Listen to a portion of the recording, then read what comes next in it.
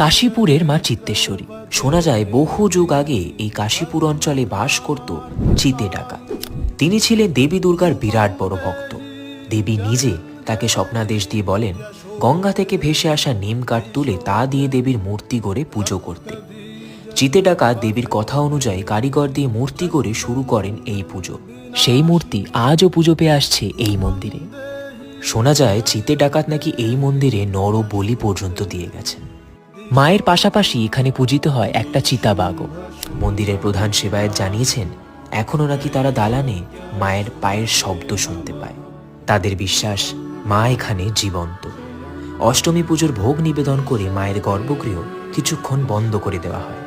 তারপরেই নাকি দরজা খুলে সেবায়েতরা দেখতে পায় অন্ন ভোগ ছড়িয়ে ছিটিয়ে রয়েছে, অথচ গর্ভগৃহ কিন্তু জনমানব শূন্য। এমন অনেক অলৌকিক ঘটনার সাক্ষী এই আদি চিত্তেশ্বরী